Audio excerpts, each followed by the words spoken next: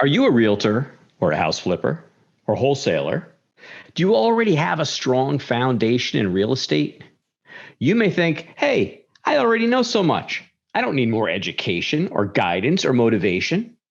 If you think that, meet Derik Keith.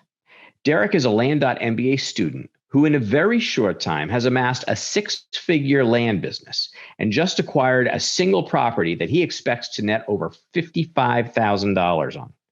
He recently told Dave, I'd kiss you if you weren't so ugly. Today on the Land.MBA podcast, Dave and I will go deep with Derik on his journey from auto mechanic to real estate investor to broker to brokerage owner to land investor. Now he says, a bricks and sticks investment has to be pretty spectacular to shift my attention from land. Find out how Derik leveraged hardcore education like Land.MBA to quickly build a six-figure land business at scale.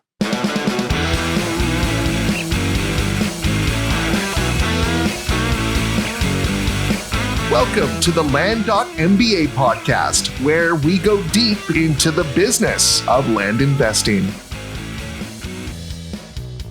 Hey, everybody. Welcome to the Land.MBA Podcast. I'm your host, David Van Steenkist, here with my co-host, Howard Zonder, and our very special guest, Mr. Derik Keith. How's it going, gentlemen? Wicked awesome. Wicked awesome. Oh, my God. He's from Boston. Wicked tuna. Wicked awesome. Wicked pissa. You are Oklahoma born and bred, right? Absolutely. Surely you can hear it in my voice. If not, it'll come out. I might let it leak out a little bit here soon. All right. So we'll just consider that a little bit of cross-cultural communication. Awesome. Well, very cool. So, Derik, thanks for coming on with us today. Hey, so for those of you, Derik is a Land.MBA client and a very, very successful one. But Derik comes to us with a great deal of experience from before he came to us, and we thought it would be very interesting for our audience to hear his story. His journey in real estate and business and his experiences. So, Derik, do you want to just give us a little bit about yourself, some background, where you started, how you got into real estate, and kind of full circle and how you got here, and then we'll just pick up from there. Sure, man. So thank you guys for having me. I was born and raised in Oklahoma on a large cattle ranch and watermelon farm. And so I got that experience at an early age, how to work hard and just keep at it, you know. So whenever I was about 14 years ago or so, I was fixing cars for a living. And every time that I had an opportunity to get a break between fixing cars, when they'd roll the next one in to do the job, I'd walk over and grab the book, Law of Success by Napoleon Hill. And I'd just sit there and just digest and just eat up that book, you know. And of course, my coworkers, they'd kind of make fun of me like, what the hell are you doing sitting over there reading this book at your toolbox? You know, because they'd all be over there shooting the shit, talking about the weather or whatever. And is this an explicit podcast? Or? No, let her rip. Okay. Let her rip, tater chip.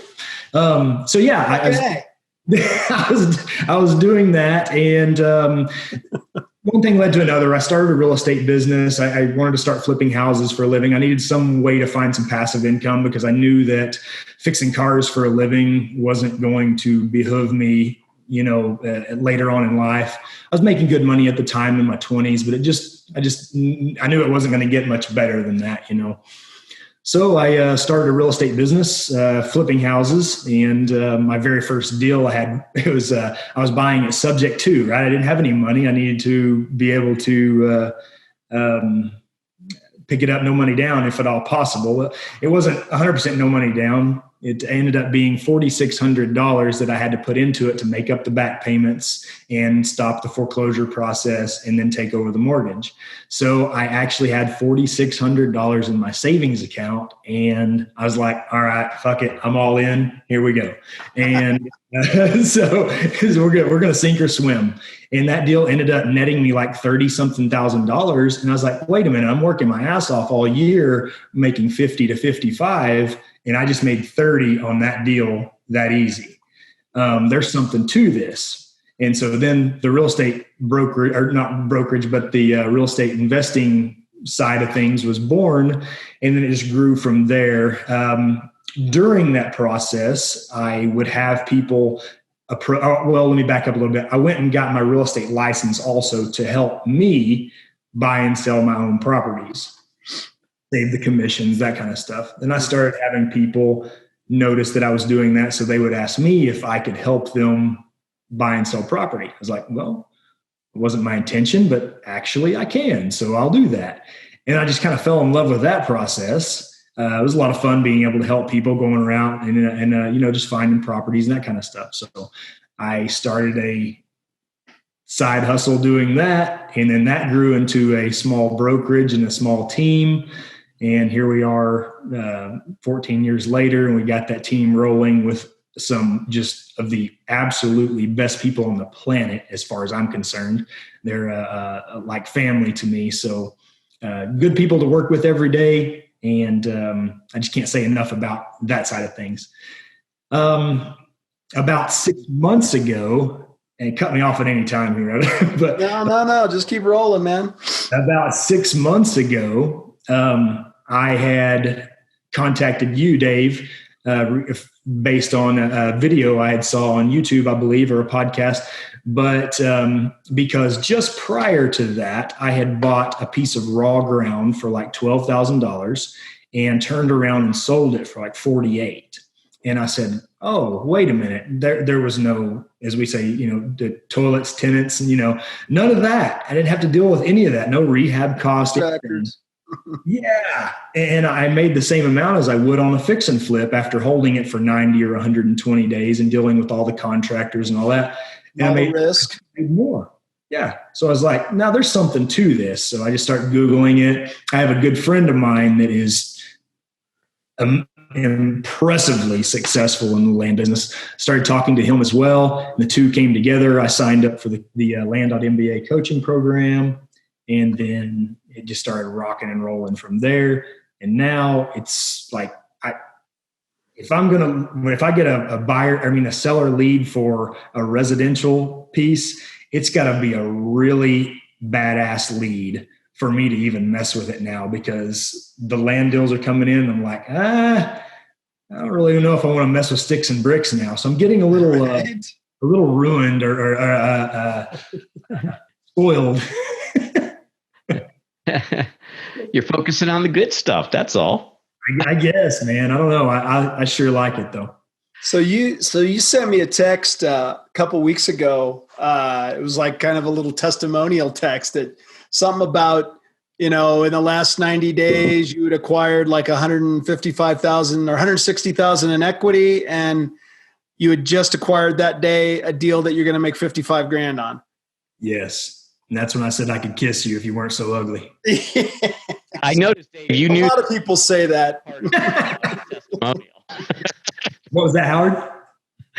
I was just saying, I noticed that David skipped that part of the testimonial. Oh, no. Yeah. I put it in there for humor. But, you got to realize I'm pretty bruised up from getting touched with 10-foot poles. Awesome. Oh, man. I think there's some really interesting stuff to unpack in your story. And the first one is that any of us on this podcast, any of us listening to this podcast, we could go out into our towns and we would see a lot of people that are realtors working for Coldwell Banker, working for Keller Williams, pick your large firm, because that's what people do. They say, I'm tired of the corporate life. I'm going to go get my realtor license. And then they just go sign up with one of these big shops. And here you are, you basically did a fix and flip. And I know it sort of happened organically, but rather than take that opportunity and do it under the umbrella of somebody else who had whatever tools they had and whatever infrastructure they had, it sounds like you just went off and started your own thing, leading me to the conclusion that you are just a natural born entrepreneur, that's where your heart lies. Well, I accept that because I often beat myself up for being the technician. You talk about the book, The E-Myth. Mm-hmm. This is the technician versus the entrepreneur. And oftentimes I find myself in that technician role, just, like get out. How do you dig out? So I appreciate that. Yeah. And I think that's always a challenge, that technician role, but there's a place for the technician role too, because for example, when you get an idea and you want to roll out something new, some process in your company, it's like, you kind of have to dive in and master it because it's your baby. And then once you perfect it, then, okay, systematize it and delegate it, right? It's a matter of when do you do that and you're not staying in there too long, right? Yeah. I can easily allow those tasks to overwhelm me sometimes. Yeah, we all do that for sure. I got it. So when I was in the telecom industry, which I was for quite a while, I was with a company in Colorado, and we were going through massive acquisitions. We were acquiring a lot of companies. And what I learned in looking at all those companies is it is so much better to acquire a really well operating company. You could layer on marketing and sales to a well operating company. But if you've got a company that's fantastic at marketing and sales, but their operations suck, that's a really hard company to turn around and fix.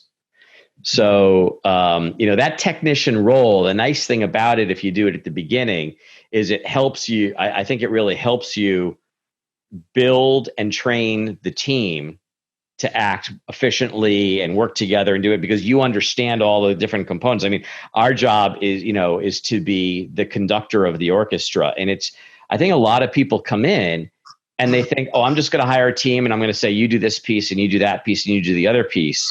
But if you don't know what it is they're doing, or at least know what the right expectations are, it's really hard to conduct that team and get them to work well together. I'm not saying that, they won't bring their own stuff to the table to help you grow. Of course they will.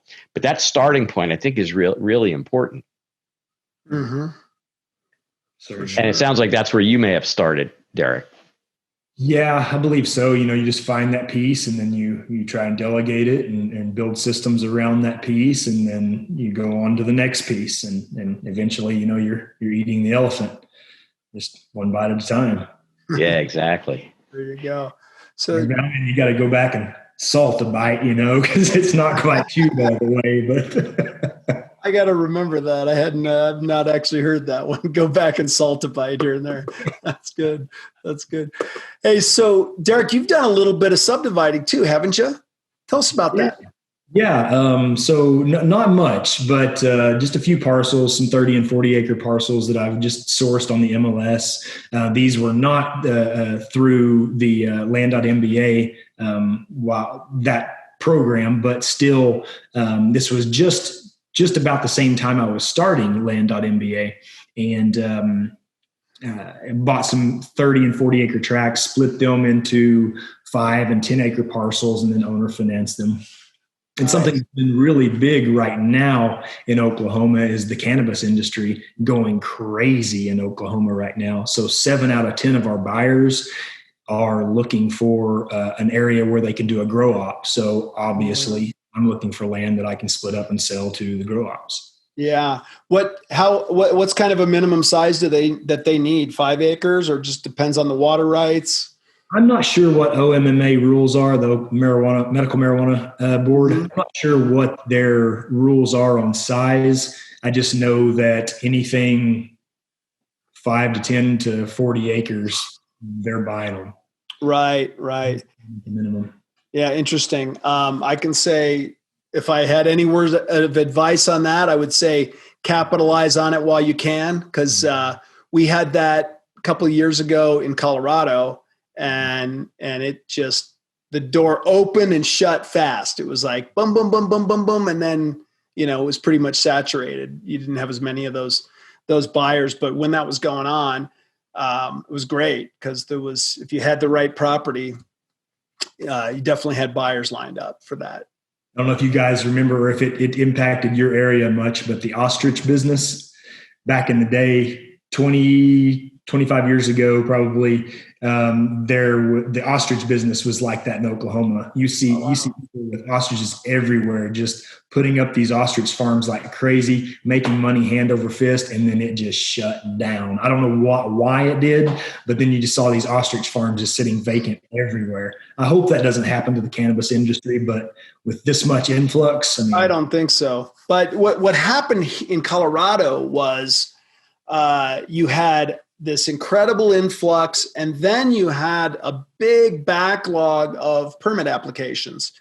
The counties just couldn't keep up with all the permit applications, so they put a moratorium on it for a while.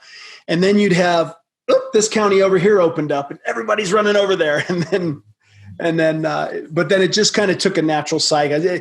I'd say it shut off. It didn't really. It shut off partially because of that moratorium, and then it kind of resumed, and then I think it just got saturated. There was the demand went away. Now, our lots are still selling. The tracts of land are still selling to owner occupants as well. That was just discussing the land lot splits we were doing. The cannabis grow ops. So, what is some of just out of curiosity, what does some of the numbers look like on like what you paid for a larger tract, and then after you split it up into 5s or 10s, what kind of ROI does that look like? And what do the terms deals look like? On just like through the system that I've been following with Land.MBA? No, on your splits. Oh, okay. I'm sorry. So buying a 40-acre parcel, spending $35,000 on building a road and getting it set up, getting it split and survey and all that. So I got, $185 in it, and then sell all the lots, for $322. So whatever that tallies up to be, okay. $300,000. Oh, I'm sorry. $362,000. Sorry. So basically doubled your money. Yeah. And a lot, and some cash, some seller financing. Yeah. Okay. About half and half. Gotcha. So you got enough cash to pay off your nut, and then the seller finances are more or less free and clear. That kind of how? Yeah. Getting real close to that. Absolutely. Cool. Love that model. Lots are destined for single family homes or farms or what? I'm sorry, Howard, it cut out. So these lots are set for single family homes or farms? Yeah. So we'll put together some pretty lax covenants and restrictions. On the ones that I did, we allow manufactured or metal homes. So no more than 2 homes per tract of land. We allow some livestock because it's big enough to do that, 5 and 10 acre pieces. But single family. Cool. And you're pretty much selling it to individual buyers, or are you selling it to developers at all? No developers. It's all been individuals. Interesting. Yeah. Have you noticed the mad rush for people to get out of the city? Has that had any of your buyers been in that camp? Man, I haven't. I guess we have seen the market has definitely increased for rural property since COVID. Yep. But there's always been, in my experience in real estate, there has always been a desire to own a rural parcel, whether it's 5, 10, 100 acres, whatever. People always love the idea of buying and holding land out away from the city. Yeah, for sure. Cool. Well, hey, there's a topic that I want to talk about with regards to the land business being a perfect additional stream of revenue for realtors and brokerage offices like yourself. But before we do that, I want to just say a few words about our sponsor, Land.MBA. Hey folks, my name is David Van Steenkist, and I've been a real estate investor for over 10 years. I've used lots of different tools, but none of them has done for my business what Land.MBA does. Land.MBA covers every step in the land investing process, from ordering mailing lists to marketing, sales, and closing the deal.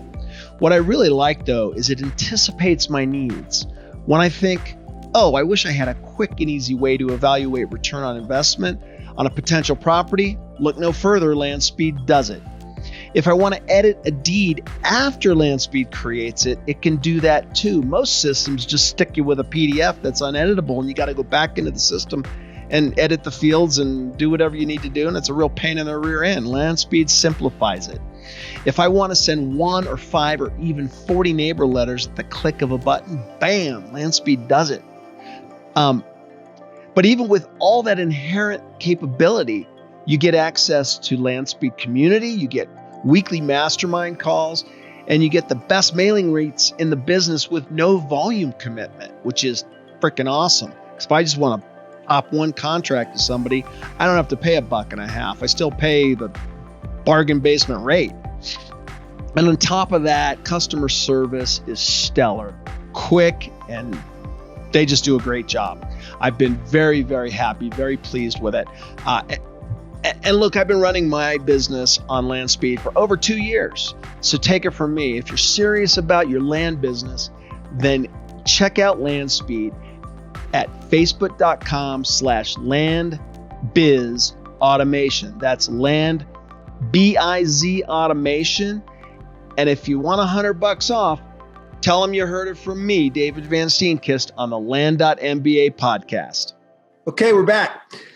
So, Derik, when you came to me to talk about, kind of formalizing the way that you acquire land, because you'd kind of done it a little bit ad hoc before, a couple of pieces, as I understand it, and you inquired about the Land.MBA program, and your reasoning primarily was, that land had a great opportunity and you wanted to add another stream of income to your existing business, from the real estate, realty brokerage to house flipping, et cetera. You wanted to add that nice constant stream of income. And it sounds like it's really worked out well for you. Talk about that from the perspective of a realtor, and why it would make sense for a realtor, a brokerage, somebody who has a team like yours especially, but not necessarily, to get into investing in land. Okay, yeah, absolutely. So like we'd mentioned, no tenants, no toilets, that kind of thing, which is very attractive to me. I'm running my brokerage and taking care of my clients and taking care of my team. And I don't have a lot of time to put towards the other venues or avenues of investing and that kind of stuff. So if I as an agent, we do have a few, what's the term I'm looking for? A few hurdles, other things that we have to look out for. We have to disclose as an agent, so on our contracts, we disclose that I'm a licensed broker. I have an addendum that people sign where they know that they are selling this property below market value, because I have a fiduciary duty to let them know what the market value is as well. And that's not a problem being an agent. Some people are concerned that, the seller might find out what the value is worth. No, that's never been an issue for me, at least. I tell the folks what I think that it might sell for. And if they want to go through listing the home with a broker and going through the showings and dealing with appraisals and the inspections and all those potentials of that, and then pay the brokerage fee in the end, then absolutely go that route. But people that for our demographic in the Land.MBA side, they are looking for a quick, easy out, right? You're providing a level of service to people. You're not taking advantage of nobody. So I'll just lay it all out for them. Here's what the property I believe is worth. And, if you go through the listing, you might get that amount. Or I'll offer you this X amount. Yes, it's below market value. I'll offer you X amount cash, pay for your closing costs, pay for your abstracting, because Oklahoma is an abstracting state if we're doing it in Oklahoma. And then they're like, you know what? I'll take that one. I'll take the cash deal because I want it to be easy. And they want it now. And so it's just an additional level of service that you can provide your clients. And I've bought, as a realtor, investment properties the same way. Residential properties the same way. I'll go in, look at the property, let them know what it's worth. And they're like, man, what'll you give me for it, Derik? Okay, here you go. Here's what I would offer for it. And it may be $20,000, $30,000, $40,000 less, right? They don't care. Sometimes like, no, that's too big of a hit. I don't want to do that. Let's go ahead and list it and get this thing sold. Yes, sir. We do that. That's actually a nice play for a realtor too on an investment property. If you're the buyer, and then, your fallback is if they don't want to take the hit, you list it for them. Yeah. It's a heads I win, tails I win kind of approach, which is nice. Yeah.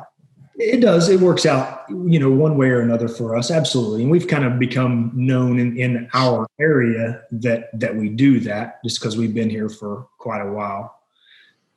But, outside of my area or outside the state, it's like, they don't know who I am or anything like that if it's outside my general market area.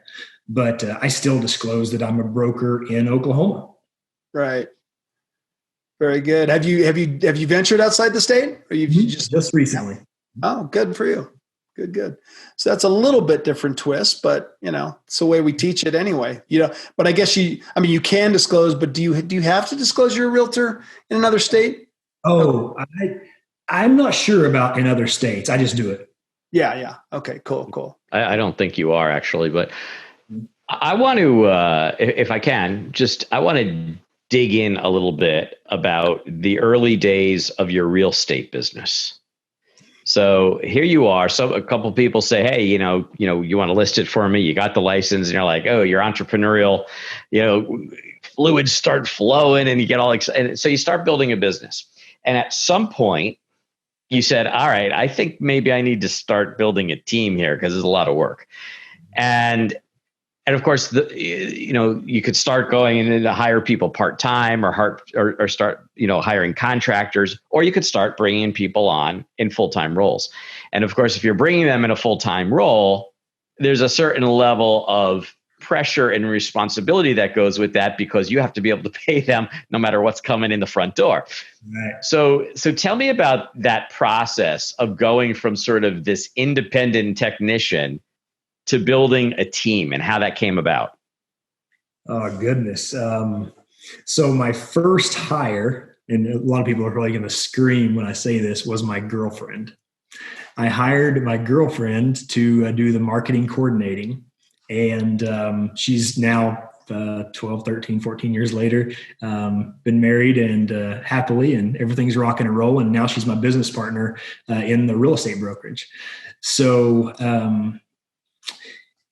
you find, I guess if I understand your question correctly, you would just, we find those pieces that we can no longer afford to do, whether it be marketing coordinating or transaction coordinating or whatever, because you got to focus more on the dollar productive items of the business, the things that are going to grow the business and move it forward. And that's not sending contracts to title companies and talking to lenders and all that. That's not the task that make the business grow. I got to go meet with clients and look at property and make offers and that kind of stuff. And those administrative tasks were getting in the way. So that's when you make your first hire. And like Gary Vaynerchuk says, you hire into growth. And I've always, ever since I've heard him say that, I thought, okay, can you afford it? And you can't not afford it.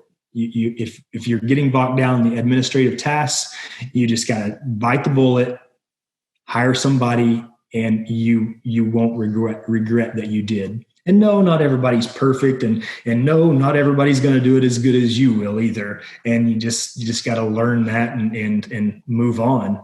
But yeah, we've went through several people, but we've molded our team into just I can't say enough about them. All great people. That's great. I have a friend who was just a natural born entrepreneur, and he's kind of retired 3 or 4 times already, but can't quite bring himself to do it.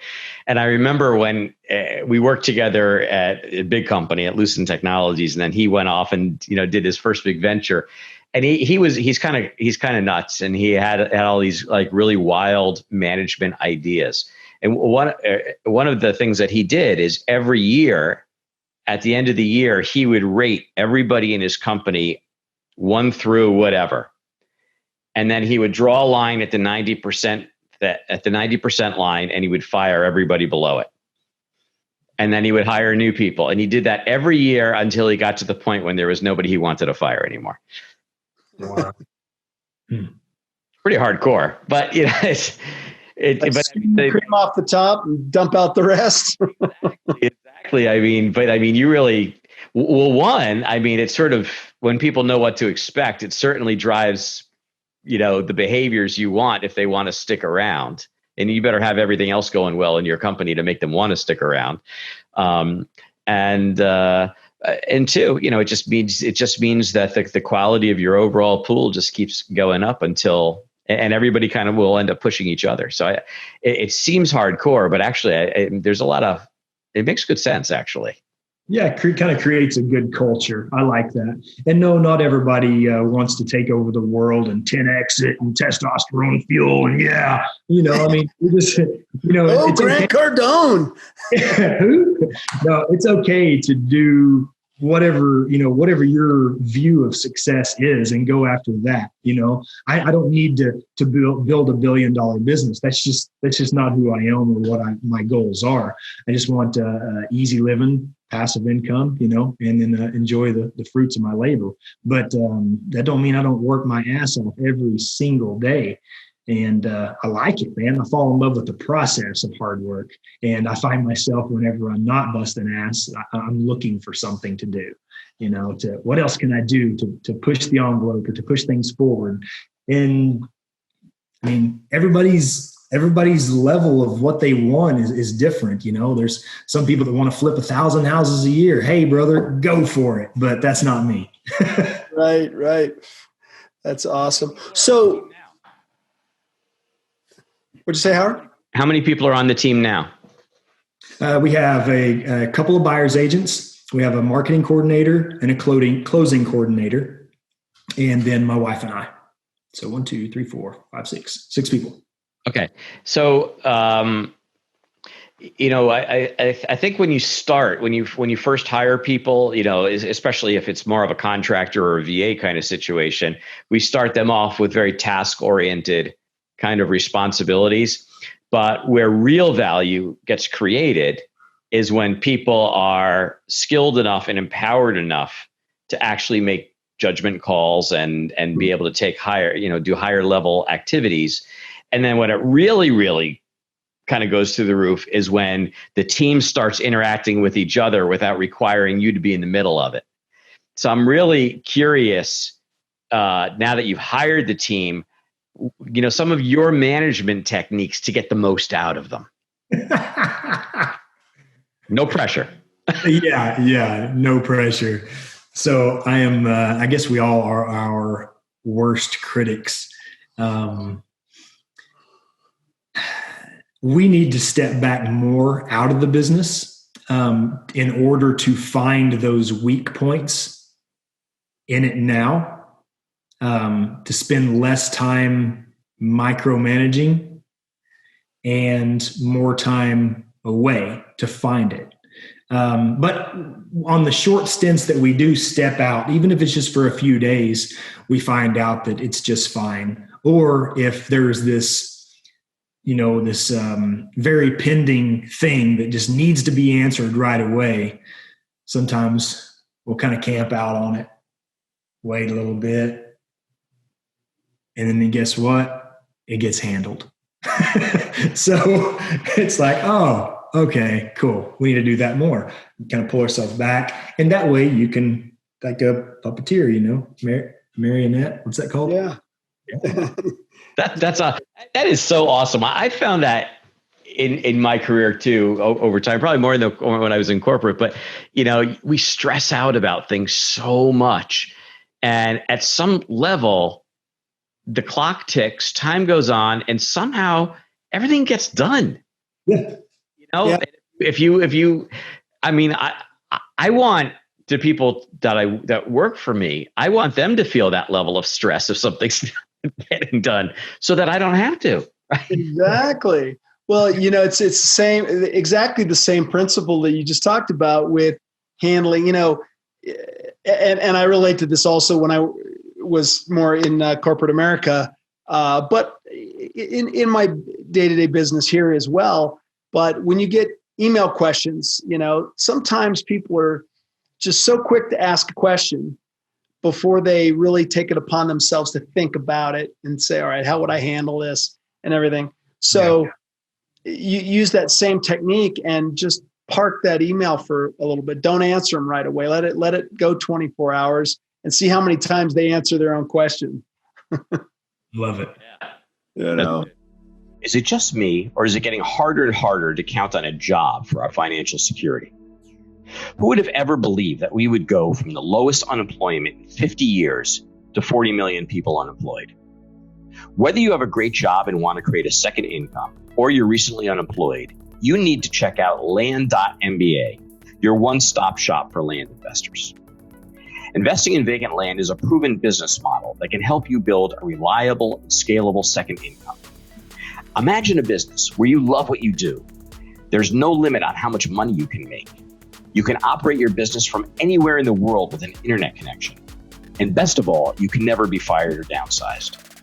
If this sounds good to you, Land.MBA provides everything you need to get your business up and running and delivering income quickly.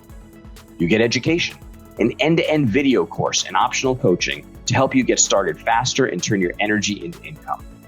You get tools so you can automate and outsource the busy work and stay super organized. You get access to a thriving community of like-minded investors, which is a powerful way to share best practices and develop potential partnerships for growing your business. And finally, you get access to deal financing, so you never have to pass on a great investment opportunity due to limited funds. Our team has over a decade of real estate investing experience and has the knowledge and experience you need to help navigate any investing scenario. And with Land.MBA, we hold nothing back. Because there are no upsells, you get access to all of our combined knowledge right out of the gate. So don't wait to provide your family with financial freedom. Sign up today for Land.MBA's Soup to Nuts Land Investing video course. Just go to courses.land.mba and use coupon code FREEDOM to get 25% off. That's courses.land.mba, coupon code FREEDOM. And let us help you say goodbye to your JOB and hello to financial freedom. If you're going to bring me a problem, you better bring me a proposed solution for it. Exactly. It better be more than just a problem. Exactly. So cool.